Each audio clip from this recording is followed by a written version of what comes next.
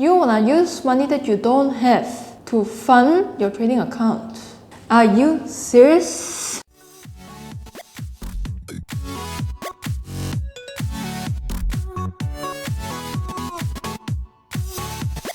If you use credit cards, you don't want to be rich.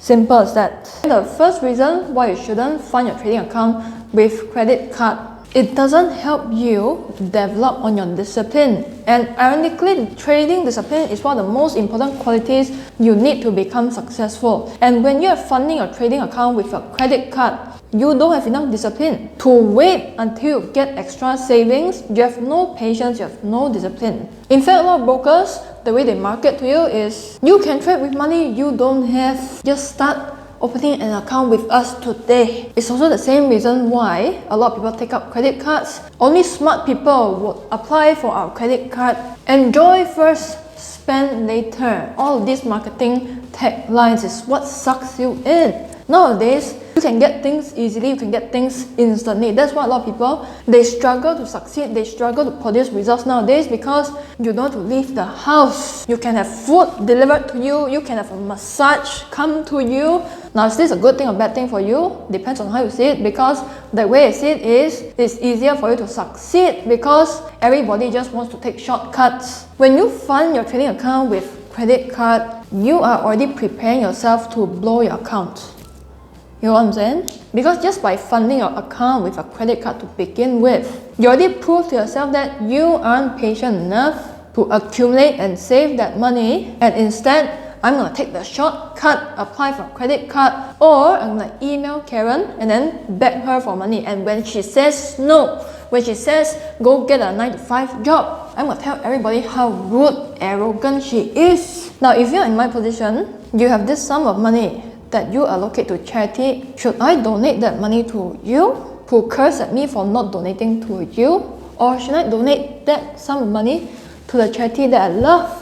Which one do you think is more worthwhile? So speaking of people begging for money, comes the second point. When you fund your trading account with credit card, it just shows that you don't have money to go into trading to begin with. You don't even have the capital to get started, and hence you have to resort to borrowing money from others. When people come to me and tell me, Karen, I only have $15 in my own account, can I please go into trading? I said, no, don't go to trading, go do something else. Go get a job, 9-to-5 job. It's not the right time to start. Then these people be like, oh my god, Karen, I'm just so triggered. I can't handle what you just said to me. I cannot sleep tonight. I mean, like, if you want to start a business today, you wouldn't go out in the streets and then be like, excuse me, can you borrow me $50? When I make money in my business, I'm gonna return back to you. Now, begging is very different from going out there and raising funds. Hedge fund managers, yes, they go out and raise funds from wealthy clients, but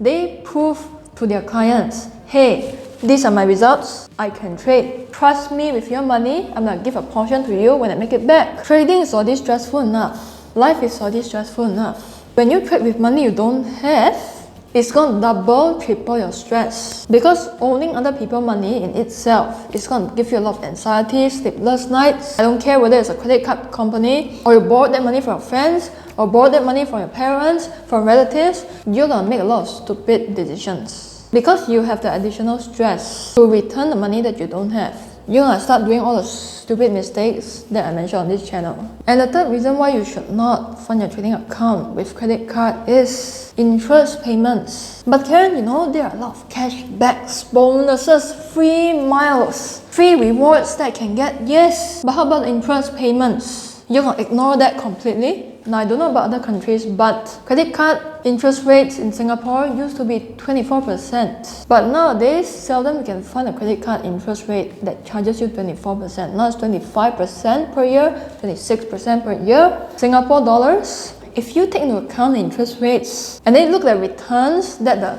cashbacks, free rewards, free miles give you, it's just not worth it. In the long term, you're still gonna lose. The credit card company wins, the banks win. Have you ever thought about the risk that you're not gonna pay on time, and then you're gonna have late payment charges? Just owning that piece of plastic exposes you to interest rate increase risk, it's gonna increase. Just like inflation, just like S&P 500, it's gonna increase in the long term. Second thing is, you're exposed to risk of late payments because you don't have the discipline to begin with. Now with that said, you can use credit card for other things. If you need it for the basic things like food, pay your mortgage, when you're in a financial struggle, do that, okay? Do that. But I'm talking about those people who are so not disciplined. The moment they earn their salary, they earn their commission, they're gonna spend it all away instead of paying off their credit card debt. It just doesn't make sense.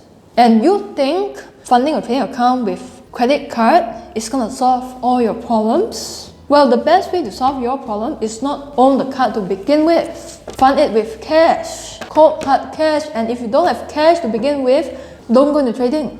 Trading is just one of the many million ways to make money nowadays. Why do you need to go into trading? Like, you think this is some kind of ATM casino? Well, it's not. Understanding how credit card affects your finances is how you improve on your financial literacy. Now, I have a video that you can check out on how to improve on your financial literacy, on your financial IQ, how to increase it. Go and check it out. So with that, I'll talk to you in the next episode. Bye.